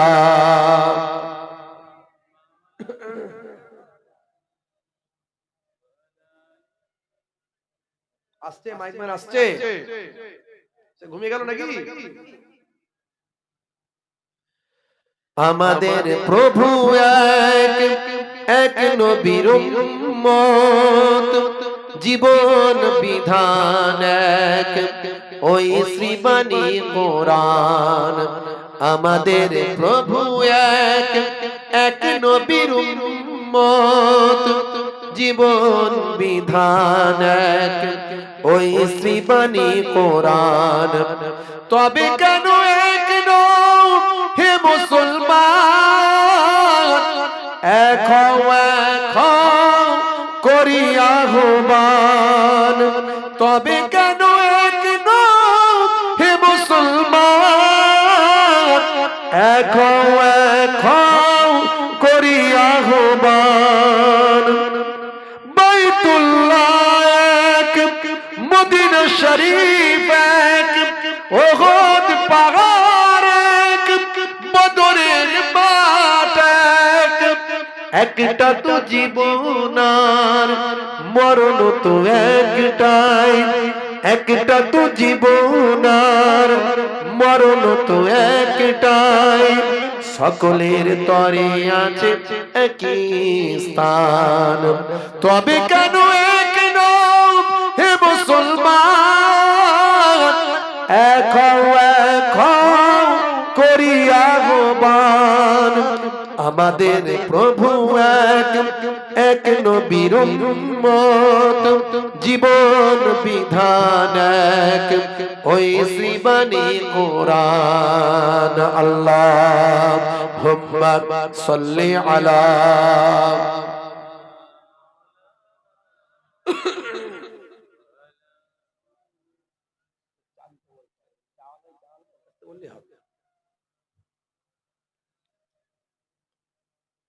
হে তরুণ যুবকেরা, খুবই সংক্ষেপ করে বলবো, মুসলমান এখনো সময় আছে, হেদায়েত হয়ে যান। যদি বিপদ থেকে বাঁচতে চান, যদি আল্লাহর গায়েবী মাদাত পেতে চান, আল্লাহর সাহায্য যদি পেতে চান, এখন থেকে পরিবর্তন হন। আপনাকে তওবা করতে হবে, আপনার তওবা আল্লাহ কবুল করে নেবেন। আমার আল্লাহ কোরআন মাজিদের ভিতরে বলেন, ইয়া আইয়ুহাল্লাযীনা আমানু তুবু ইলাল্লাহি তাওবাতান নাসুহা। অন্তর থেকে তওবা করলে আমি আল্লাহ জীবনের গুনাহ maaf করে দিই। অন্তর থেকে তওবা করলে maaf করেন কে? তোমরা তাওবাতান নাসুহা করো, অন্তর থেকে তওবা করো। হে তরুণ যুবকেরা, হে আমার বন্ধুরা, শুনে রেখে দিন বাবা, জেনে রেখে দেন, আমি আপনি যে কৃত কর্মগুলো করি আমার আল্লাহ কিন্তু জানেন, আমার আল্লাহ কিন্তু জানেন। ফেরেশতারা লিপিবদ্ধ করছেন, কিরামান কাতিবিনা ইয়ালামুনা মা তাফআলুন। আপনি যা কিছু করছেন কিরামান কাতিবিন সব তারা জানেন, সব তারা কিন্তু লিপিবদ্ধ করছেন। হে তরুণ যুবকেরা, কাল কিয়ামতের দিনে আমার আপনার অঙ্গ প্রত্যঙ্গগুলো সাক্ষী হয়ে যাবে। কাল কিয়ামতের দিনে সাক্ষী হবে। আমার আল্লাহ সেদিন জবানটাকে বন্ধ করে দেবেন, হাতের জবান খুলে দেবেন। দেবেন, পায়ের জবান খুলে দেবেন, পা কোথায় গিয়েছিল, হাত কি কাজ করেছিল, সব কিন্তু তারা সে সময় বলতে থাকবে। হে তরুণ যুবকেরা, দুনিয়ার জমিনে এক সময় আমার আল্লাহ কিয়ামতের নমুনা তৈরি করেছিলেন। কষ্ট হচ্ছে আপনাদের? হ্যাঁ কষ্ট হচ্ছে, আবার একটু দান তুলতে হবে, দেবেন তো ঠিকঠাক? হ্যাঁ কি জি, কিন্তু সেদিন নমুনা হয়ে যাবে, কিয়ামতের নমুনা কি? জবান বন্ধ, হাত বলবে দান দিয়েছিলাম আল্লাহ, পা বলবে হেঁটে গিয়ে দিয়েছিলাম, পা বলবে হেঁটে গিয়ে মজলিসে এসেছিলাম। দেখুন নমুনাটা দেখুন, কিয়ামতের নমুনা। বলবো একটু বলবো, কিয়ামতের নমুনা দুনিয়াতে ঘটেছিল, দুনিয়াতে ঘটেছিল বলবো। আচ্ছা কারা কারা চান না হাত তুলে দেখান তো দেখি। ঝোঁকে ঝোঁকে, রাত হয়েছে তো। হে তরুণ যুবকেরা, খুবই সংক্ষেপ করে বলি, হে যুবকেরা শুনে রেখে দেন, জেনে রেখে দেন, হযরতে নবী দাউদ আলাইহিস সালামের জামানায় একজন ধনী লোক ছিলেন। ধনী লোক, তার একটা গরু ছিল, বড় বড় গরুটা সে যত্ন করত, বড় তার পছন্দের গরু। গরুটাকে ধনী মানুষটা বিভিন্ন অলংকারে সজ্জিত করে রাখত। হে তরুণ যুবকেরা, ওই গরুটা একদিন হারিয়ে যায়, ওই গরুটা একদিন হারিয়ে যায়। এমন সময় গরুর মালিক পেরেশান হয়ে যায়, এই বড় লোক ধনী ব্যক্তিটা পেরেশান হয়ে যায়। গরুর মালিক, ভাইরা আমার, তরুণ যুবকেরা আমার, গরুর মালিক পেরেশান হয়ে যায়। সেই সময় চারিদিকে খোঁজ খবর শুরু করে, কোথায় আমার গরু? হে তরুণ যুবকেরা, ওই সময় জঙ্গলের ভিতরে, গভীর জঙ্গলে একটা পরিবার বাস করত। একজন বৃদ্ধা মা আর তার একটা সন্তানকে নিয়ে সে বাস করত। কত বছর ছিল জানেন? 70 বছর সে জঙ্গলের ভিতর কাটিয়েছে। 70 বছর জঙ্গলের ভিতরে আমার আল্লাহ তাআলা ওই পরিবারকে কুদরতি খাবার খাওয়ান। ওই জঙ্গলের ভিতরে ওই বৃদ্ধা মা, হে তরুণ যুবকেরা, তার সন্তানকে নিয়ে 70টা বছর জঙ্গলের ভিতরে ইবাদত বন্দেগী করে। একটা হুজরা বানিয়ে আমার আল্লাহ তাদের জন্য কুদরতি খাবারের ব্যবস্থা করেছিলেন, তাদের ইবাদতের কারণে। ধরে না ধরে না ধরে না ভাই, ধরো না ভাই, বয়স্ক মানুষ এভাবে নামছে। হে তরুণ যুবকেরা, আমার বন্ধুরা, শুনে রেখে দিন, জেনে রেখে দিন, 70টা বছর কেটে গেছে। আমার আল্লাহ কুদরতি খাবার দিচ্ছেন। ঘরের হুজরার পাশ দিয়ে আল্লাহ কুদরতি একটা নাহার চালু করে দিয়েছেন। নাহার, কুদরতি নাহার একটা ঘরের পাশ দিয়ে, হুজরার পাশ দিয়ে একটা চালু করেছেন নাহার। এবং সেই হুজরার নাহারের, সেই নাহারের পাশে আমার আল্লাহ একটা আনার গাছ বানিয়ে দিয়েছেন। আনার গাছ, আনার মানে হলো বেদানা। এই বেদানা গাছ আল্লাহ দিয়েছেন। প্রতিদিন সকালবেলা ওই বেদানাতে, ওই বেদানা গাছে কয়েকটি বেদানা আল্লাহ কুদরতি ভাবে দান করেন। ওই কয়েকটি বেদানা ওই মা বেটা দুজন মিলে ভক্ষণ করে।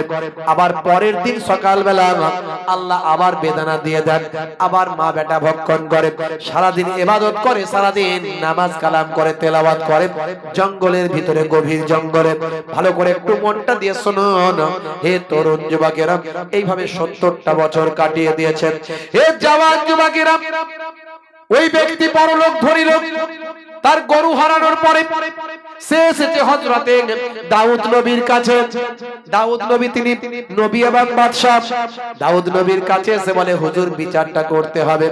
আল্লাহর মাহবুব বান্দা বললেন, বাবা বিচারটা তোমার করব, তোমার গরুর ফয়সালা হবে, তবে কয়েকদিন পরে ওই যে ঈদের দিন আসছে, ঈদের দিন, ঈদের ময়দানে তোমার বিচারটা হবে, ঈদের ময়দানে ফয়সালা হবে।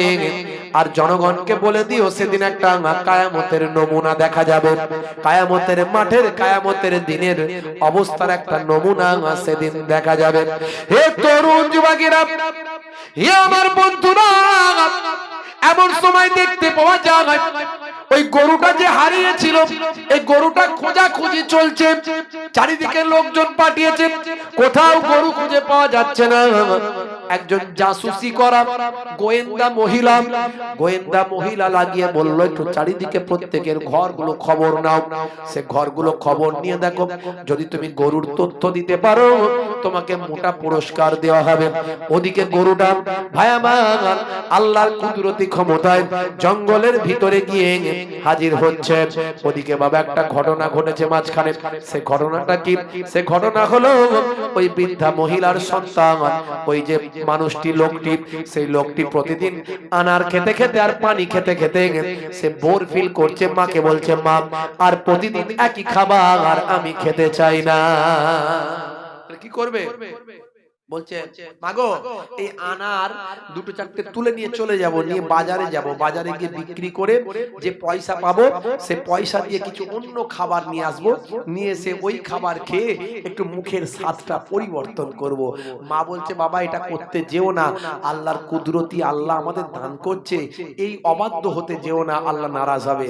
সে কি হলো? সেই যুবক বলল, না মা অসুবিধা নাই, তো আমি তো এটা বিক্রি করে অন্য খাবারে তো আল্লাহর সঙ্গে কোনো নাফরমানি করছি না। এইভাবে জোর করে ভাই আমার কিছু আনার পরের দিনে যা হয়েছিল সেটাকে তুলে নিয়ে বাজারে গিয়ে বিক্রি করে বাজার থেকে অন্য ফল নিয়ে এসে বাড়িতে এসে হাজির করলো। মাকে বলল, মা খান। মা বলল, বাবা আমি খাবো না, তুমি খাও। ছেলে বলল, না মা আপনি যদি না খান আমি কিন্তু খাবো না।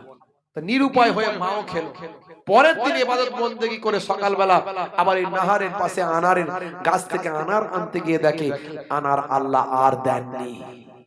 এবারে কয়েকদিন ক্ষুধার্ত, না খেয়ে কাটছে। হে তরুণ যুবকেরা, ওই ধনী মানুষটার গরুটা জঙ্গলের ভিতরে ঢুকেছে, হুজরার সামনে এসে হাজির। ওই বৃদ্ধা মা এবং ছেলেটিকে সেখানে দেখতে পায়। গরুর জাবানটা আল্লাহ খুলে দিলেন। জাবানটা খুলে দিয়ে গরু সেই সময় বলেন, আপনাদের জন্য আমাকে খাওয়া হালাল, আপনারা আমাকে জবাহ করে আপনারা খান, গোশত পাকান, আমার আল্লাহ আপনাদের খাবার জন্য আমাকে পাঠিয়ে দিয়েছেন। হে তরুণ যুবকেরা, এমন সময় দেখতে পাওয়া যায়, সেই সময় ওই যুবক বলল, মা তাহলে গরুটা জবাই করি। মা বলে, না না না হতে পারে না, না না হতে পারে না। কার গরু কোথা থেকে এলো? আমরা এটা জবাই করে খেতে পারবো না যতক্ষণ না গরুর মালিক আমাদের অনুমতি না দেয়। সেই সময় ছেলেটি বলল, মাগো মা গরুর জবান খুলে গেছে, তুমি কি বুঝতে পারো না? আমার আল্লাহ তার জবান থেকে বলাচ্ছে, আমার আল্লাহ তাকে নির্দেশ দিচ্ছে আমাদের জন্য আহার হওয়ার। এমন সময় মা বলল, তাহলে সম্মতি দিলাম। আল্লাহর কুদরতি ক্ষমতায় ওই গরুটা জমিনে শুয়ে পড়লাম, সন্তানটি জবাই করে গোশত পাকানো শুরু করলাম। কয়েকদিন তারা আসুদা ভরে খেতে শুরু করল। এখন ওই যে মহিলা জাসুসি করছিল, খুঁজে খুঁজে জঙ্গলের ভিতরে এসে হাজির। এসে দেখে গরুর ছাল পড়ে আছে, কিছু হাড্ডি পড়ে আছে। হে তরুণ যুবকেরা, ওই মহিলা এমন সময় সবকিছু তথ্য জেনে নিল। জেনে নিয়ে ওই বড় লোক ধনী মানুষটার কাছে গিয়ে সব গোপন কথা বলে দিল, দিয়ে তার মোটা পুরস্কার নিয়ে নিল। সেই সময় ভাই আমার লক্ষ্য করা যায়, ওই ধনী মানুষটা বিচার নিয়ে দাউদ নবীর কাছে আবার যায়। হুজুর, গরুর খবর পেয়ে গিয়েছি। কি খবর পেলেন? জঙ্গলের ভিতরে একটা পরিবার বাস করে, একজন বৃদ্ধা মহিলা এবং তার সন্তান। ওরা হলো চোর ডাকাত, যার যার পারে চুরি করে আর লুটপাট করে, নিজেরা খায়। এইভাবে আমার গরুটাকে তারা খেয়ে নিয়েছে, বিচার চাই। হে তরুণ যুবকেরা, হে আমার বন্ধুরা, হে আমার মুরব্বিয়ানেরা, শুনে রেখে দিন বাবা। এমন সময় দেখতে পাওয়া যায় হযরতে দাউদ আলাইহিস সালাম বললেন, বিচার তো করব বলেছি ভাই আমার ওই ঈদের দিনে, ঈদের ময়দানে তোমাদের বলেছি বিচার হবে, যা ফয়সালা হবে আর সেখানে হবে। আমি বলেছি তোমাদেরকে কিয়ামতের একটা নমুনা দেখাবো। এমন সময় কয়েকদিন পর ভাই আমার দোস্ত আমার হযরতে দাউদ নবী ওই মহিলা, বৃদ্ধা মহিলা এবং তার ছেলেকে ঈদের দিনে হাজির হতে বললেন। ওই ধনী মানুষটিকে বললেন তুমিও হাজির হও। এ তরুণ যুবকেরা, ঈদের দিনে হাজার হাজার মানুষের সামনে হযরতে দাউদ নবী ফয়সালা করছেন। শুনে রেখে দাও, জেনে রেখে দাও, হে ধনী মানুষ, তোমার ব্যাপারে আমার আল্লাহ সব আমাকে তথ্য দিয়েছেন। তুমি যখন বিচার চেয়েছিলে, তুমি বিচার চেয়ে আসার পরই আমার আল্লাহ আমার কাছে ফেরেশতা জিবরাইল আলাইহিস সালামকে পাঠিয়েছিলেন। ফেরেশতা জিবরাইল আলাইহিস সালাম আমার কাছে এসে হাজির দিয়ে সব তথ্য জানিয়ে দিয়েছে। কি বলেছে হুজুর? ফেরেশতা জিবরাইল আলাইহিস সালাম বলে দিয়েছে, তুমি আসলে একজন গোলাম, তুমি বড় লোক নও। বড় লোক হলো, ধনী লোক হলো, বড় ব্যবসায়ী হলো এই যে বৃদ্ধা মহিলা, ইনার স্বামীর তুমি একজন গোলাম।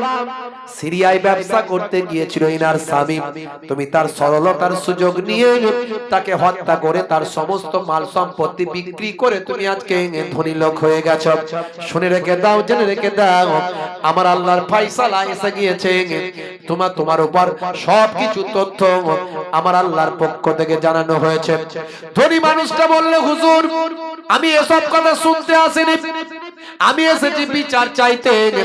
প্রমাণ পাওয়া গেছে এই মহিলা এবং তার ছেলে আমার গরু ভক্ষণ করেছে। আপনি ওসার ওসব বিচার না করে কি বিচার করছেন, কি কথা বলছেন? সে সময় হযরতে নবী দাউদ আলাইহিস সালাম বলেছিলেন, এই জবান তুমি বন্ধ হয়ে যাও, এই তোমার জবান আল্লাহ বন্ধ করে দিক, তোমার হাতের জবান খুলে দিক, তোমার পায়ের জবান খুলে দিক। হে তরুণ যুবকেরা, আল্লাহর কুদরতি ক্ষমতা, সেই সময় ওই ধনী মানুষটার জবানটা আল্লাহ বন্ধ করে দিলেন, তার হাতের জবানটা আমার আল্লাহ খুলে দিলেন। হাতের জবানটা খুলে গেল, হাত বর্ণনা দিতে লাগলো, হাত বলতে লাগলো, এই হাতে করে আমি এই বৃদ্ধা মহিলা আর স্বামীকে হত্যা করেছি। পাপ বলতে লাগলো, আমি হেঁটে হেঁটে গিয়েছি, সব ফয়সালা সেখানে হয়ে গেল। আমার আল্লাহ সূরা ইয়াসিনের মধ্যেও এই রকম আয়াত নাজিল করে দিয়েছেন। কিয়ামতের দিনে আমার আল্লাহ সেই সময় কিভাবে ফয়সালা করবেন, সূরার নাম সূরা ইয়াসিন, আয়াত নাম্বার হলো 65। আমার আল্লাহ সেখানে বলেছেন, আল ইয়াউমা নাখতিমু আলা আফওয়াহিহিম ওয়া তুকাল্লিমুনা আইদিহিম ওয়া তাশহাদু আরজুলুহুম বিমা কানু ইয়াকসিবুন। জোরে হবে না বন্ধুরা আমার, তরুণ যুবকেরা আমার, কাল কিয়ামতের দিনে আমার আল্লাহ বলবেন, আজকের দিনে আমি সিলমোহর করে দিলাম আফওয়াহিহিম, তোমাদের জবানকে আমি আল্লাহ সিলমোহর করে দিলাম। ওয়া তুকাল্লিমুনা, এবং আমার সঙ্গে কথা বলবে। আইদিহিম, তোমাদের হাত। ওয়া তাশহাদু, এবং সাক্ষ্য দেবে। আরজুলুহুম, তোমাদের পা সাক্ষ্য দেবে। তোমাদের হাত কথা বলবে, তাদের জবানটা আমি আল্লাহ কাল কিয়ামতের দিনে খুলে দেব। হযরতে দাউদ আলাইহিস সালাম বললেন, কিয়ামতের দিনের নমুনা আজকে আমি তোমাদের দেখাই। এই ধনী মানুষটা চেহারা আল্লাহ বন্ধ করে দিলেন। আমি বললাম তার মুখমণ্ডল বন্ধ করে দাও, জবান বন্ধ করে দাও, হাত তার খুলে দাও। হাত তার সাক্ষী দিচ্ছে আমি খুন করেছিলাম, পা তার সাক্ষী দিচ্ছে আমি গিয়েছিলাম। সব বলতে শুরু করে দিল, সব তথ্য জানিয়ে দিল হাজার হাজার মানুষের সামনে। হযরতে দাউদ নবী বললেন, এটা হলো কিয়ামতের একটা নমুনা। কিয়ামতে আমার আল্লাহ এইভাবেই ফয়সালা করবেন। হে আমার উম্মতেরা, শুনে রেখে দাও, আজ থেকে তোমরা অন্যায় অপরাধ পাপ করা বন্ধ করো, কারণ সেদিন জবানটা আল্লাহ বন্ধ করবেন, সিলমোহর মেরে দেবেন, তোমাদের হাত পা জবান খুলে দেবেন আল্লাহ হাত পায়ের। আজকের দিনে আমি ফয়সালা দিলাম, এই মানুষটি একটা মানুষকে হত্যা করেছিল, তার জন্য কিসাসের মাসালা চলে আসবে। যাও যাও যাও, এই বড় ধনী মানুষটাকে হত্যা করার কারণে এই মানুষটাকে হত্যা করে দাও। আর এই বৃদ্ধা মহিলার সব সম্পদ অধিকার করার কারণে এর যা সম্পদ আছে সব বৃদ্ধা মহিলাকে দান করে দাও। জোরে হবে না? জোরে হবে না? ভাইরা আমার, এই উদাহরণ দিয়ে আমি কি বোঝাতে চাইলাম? আমি বোঝাতে চাইলাম এখনো সময় আছে, ফিরে আসুন। যত অন্যায় অপরাধ যাই করেন না কেন, বাঁচার কোনো রাস্তা নাই। হাত কথা বলবে, পা কথা বলবে, শরীরের অঙ্গ প্রত্যঙ্গ কথা বলবে, তাহলে কেন অপরাধ, কেন জেনা ব্যভিচার, কেন অশ্লীলতা, কেন খুন খারাপি, কেন গাল দেওয়া, ভাই আমার এই হাত দিয়ে ইন্টারনেটে গিয়ে অনেক গাল মন্দ করেছেন, কেন কেন কেন গীবত শিকায়েত করছেন? কোন হুজুর ভালো, কোন হুজুর খারাপ, কোন হুজুর অমুক হয়েছে তমুক হয়েছে, কোন মাওলানা কোন মুফতি সাহেব এই হয়েছে সেই হয়েছে, ওসব কথা কেন? আপনিও তো গীবতের অধিকারী হয়ে যাচ্ছেন, আপনার জবান থেকেও গীবত বেরিয়ে আসছে, আপনিও চগলখড়িদের খাতায় নামটা উঠে যাচ্ছে, চায়ের দোকানে আপনিও বাজে বাজে মন্তব্য করে গুনাহগারদের খাতায় আপনার নামটা উঠে যাচ্ছে। কেন? আপনার জবান বন্ধ হয়ে যাবে, কিয়ামতের দিনে হাতের জবান খুলে যাবে, পায়ের জবান খুলে যাবে। সাবধান, আজ থেকে প্রতিজ্ঞা করুন আল্লাহ এবং রাসূলের পথে চলবো, মানুষকে ভালোবাসবো, মুসলমানকে ভালোবাসবো, হিন্দুকে ভালোবাসবো, খ্রিস্টানকে ভালোবাসবো, জৈন বৌদ্ধকে ভালোবাসবো, সারা পৃথিবীর মানুষদের ভালোবাসবো। তাহলে আপনি হিন্দুকে ভালোবাসবেন, মুসলমান খ্রিস্টানকে ভালোবাসবেন, আর আপনার মুসলমান ভাই কে কোন হুজুরের ভক্ত, কে মোহাম্মদুল্লাহ হুসাইনির ভক্ত, কে বসিরহাটের ওই মাওলানার ভক্ত, কে অমুকের ভক্ত, তো কি হয়েছে? যে যার ভক্ত হয় হোক না, আপনি সবাইকে ভালোবাসবেন, সবাইকে মহব্বত করবেন, আপনার যাকে মন চায় না তার কাছে যাবেন না। আমি অনেকের সঙ্গে জলসা করি না, আমাকে অনেকে কোশ্চেন করে, চ্যালেঞ্জ করে, কেন নেবে না? দূর ভাই, আমি কি তোমার বাঁধা গোলাম নাকি? আমার মন যায় না, নিই না, এটা আমার ব্যক্তিগত পার্সোনাল ম্যাটার, এটা ইসলামে এখতিয়ার দেওয়া হয়েছে, আমার ব্যক্তিগত অধিকার দেওয়া হয়েছে। আমি কোন জায়গায় যাব, খিদিরপুরে জলসা নেব কি নেব না, এটা আমার এখতিয়ার আল্লাহ দিয়েছে। এখানে আমি যদি বলি খিদিরপুরে আমি যাব না, কেন যাব না আমি বলতে পারবো না, আমার মন যায়নি, যাব না। এখানে তোমার চার্জ করার অধিকার নাই। কেন আবু হুজুরের সঙ্গে দাওয়াত নেবেন না, ওই বক্তার সঙ্গে কেন দাওয়াত নেবেন না? না ভাই, আমার মন চাই না, আমি নিই না। আমি তার বিরুদ্ধে আমার কোনো কমপ্লেন নাই, আমি গালমন্দ করি না, একটা কটূক্তি তার বিরুদ্ধে আমাকে শুনতে পাবেন না আমার জবান থেকে, একটা কটূক্তি আমার জবান থেকে শুনতে পাবেন না কারো বিরুদ্ধে। কারণ অনেকে আবার আমাকে বলে একটু একটু না বললে হয়, একটু বলতে হবে, একটু এই করতে হবে। এরা বলে ওদের বিরুদ্ধে বলো, ওরা বলে ওদের বিরুদ্ধে বলো। আমি বলি কারো বিরুদ্ধে বলতে পারবো না, কারো বিরুদ্ধে বলতে পারবো না।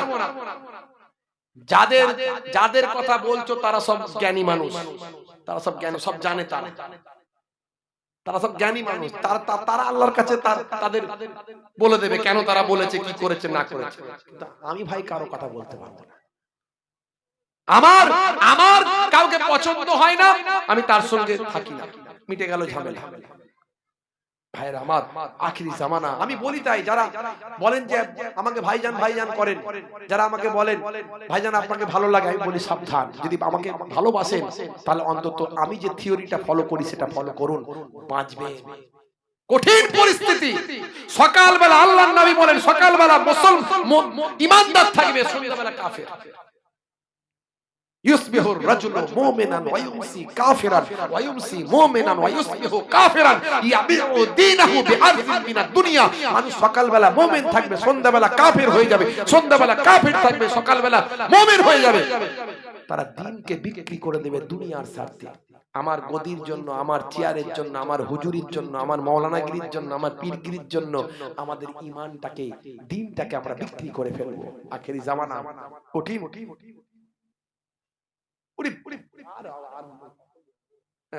ভাইরা আমার, যাই হোক, বাবা মার দুটো জিনিস করুন, বাপ হাত জোর করে বলি, দুটো জিনিস করুন, একটা হলো নামাজ আর একটা হলো মুখের দাড়ি। আল্লাহর নির্দেশগুলোর মধ্যে সবচেয়ে বড় নির্দেশ হলো সালাত, নামাজ। নামাজ কায়েম করুন, নামাজ কায়েম করুন। কায়েম মানে শুধু নিজে পড়া নয়, নিজে পড়বেন, অন্যকে পড়তে নির্দেশ করবেন, এর নাম হচ্ছে কায়েম করা। স্বামী পড়ে, স্ত্রী নামাজ পড়ে না, মা পড়ে, ছেলে নামাজ পড়ে না, বাপ পড়ে, সন্তান নামাজ পড়ে না, এর নাম কায়েম করা নয়। বাপ জান্নাতে যাবে, ছেলে জাহান্নামে যাবে ভাবছেন নাকি? ছেলে জাহান্নামে যাবে যখন বাপকে ধরে টানাটানি করবে, অত সহজ নয়। তুমি তো আমাকে কোনোদিন হেদায়েত করলে না, নামাজ পড়তে কোনোদিন বলেছো? আপনি আপনার ডিউটিটা করুন। এই যে আমি আমার ডিউটিটা করে দিয়ে চলে যাচ্ছি, আল্লাহ বলবেন তোকে দুটো হক কথা বলার সুযোগ করেছিলাম, তুই হক কথা বলেছিলিস? খালি হালুয়া রুটি খেয়ে পকেট পুঁজি করে চলে গেছিলিস, মাল গুনে দেখে নিয়েছিলিস শুধু। হ্যাঁ এখন এই মালগুলো দেখা নিয়ে অনেক রকম ঝামেলা, বুঝতে পারছেন? এদিককারের হুজুররা শুধু ফতোয়া দিচ্ছে একদম ধার্য করা যাবে না, হারাম। আবার এদিককারের হুজুর যখন হুগলি, মেদিনীপুর, 24 পরগনা, আপনার মেদিনীপুর হুগলি শেষে যায়, ওখানকার লোক আমাদেরকে রিপোর্ট দিচ্ছে, হুজুর ওদিককারের হুজুর যারা বলে হারাম তারা আমাদের এত টাকা নিয়ে গেছে, জানেন তো? সর্বনাশ করেছে কি ভাই, বলছে হ্যাঁ। কি বিপদ বলেন দিন। এখন যা ফাইসালা দাদা হুজুর দিয়ে গেছে, যা ফাইসালা মেজো হুজুর দিয়ে গেছে, মেনে চলো, অত ওইসব ঝামেলায় যেও না। যে নাই না নাই না, যে নাই নাই, বা মন গেলে নেবেন, মন গেলে দেবেন, না মন গেলে দেবেন না, আনবেন না, ঝামেলা মিটে গেল, ব্যাস। কি দিয়া আখিরি জামানা। ভাইরা আমার, দুটো কাজ করুন, একটা হলো নামাজ, আর একটা হলো মুখের দাড়ি। সুন্নত গুলোর মধ্যে সবচেয়ে বড় সুন্নত হলো মুখের দাড়ি। বড় সুন্নত হলো মুখের দাড়ি। সমস্ত নবীদের সুন্নত মুখের দাড়ি। আমি অনেক সুন্নতের কথা বলি, কিন্তু সবচেয়ে বড় সুন্নত মুখের দাড়ি। এখন অনেকে দাড়ি রাখতে লজ্জা পায়। আমি বলি বিরাট কোহলি মুখে দাড়ি আছে, আছে না নাই? হরভজন সিং এর মুখে দাড়ি আছে, লিওনেল মেসির মুখে দাড়ি আছে, ভারতের প্রাক্তন প্রাইম মিনিস্টার মনমোহন সিংজির দাড়ি ছিল অনেক বড়, বর্তমান প্রাইম মিনিস্টার মিস্টার মোদিজির মুখেও দাড়ি আছে, আছে না নাই?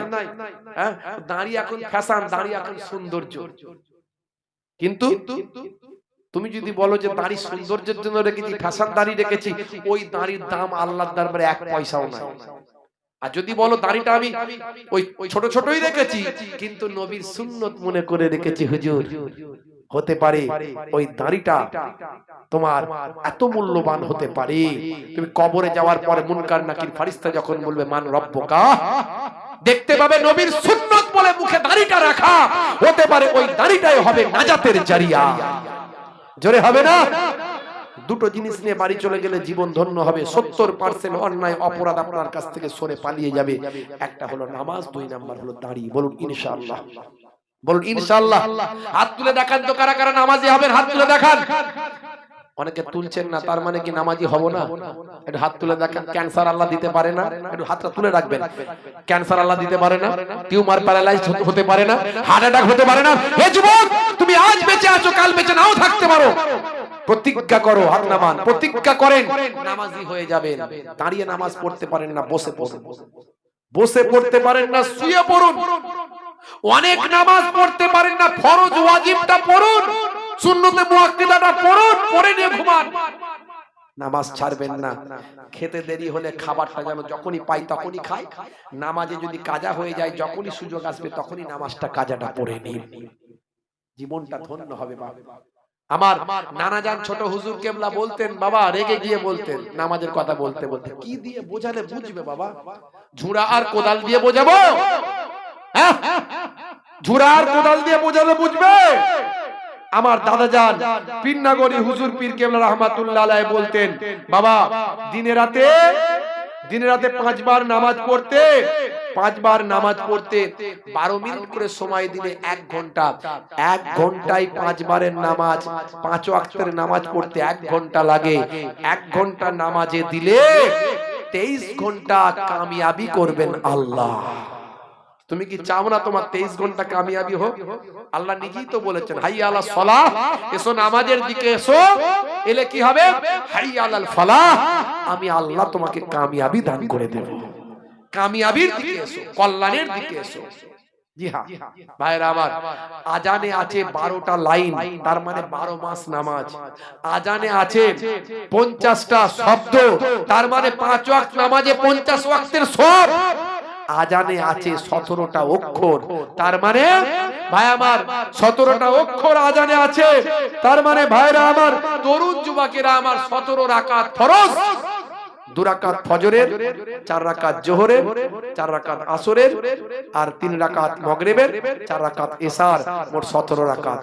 আজান আর নামাজ এত সুন্দরভাবে বিজ্ঞানসম্মতভাবে সেটিং করা আছে, আপনি গবেষণা করলে অবাক হয়ে যাবেন। তাই আজ থেকে নামাজ পড়ুন আর আপনি সুন্দর জীবন উপভোগ করুন।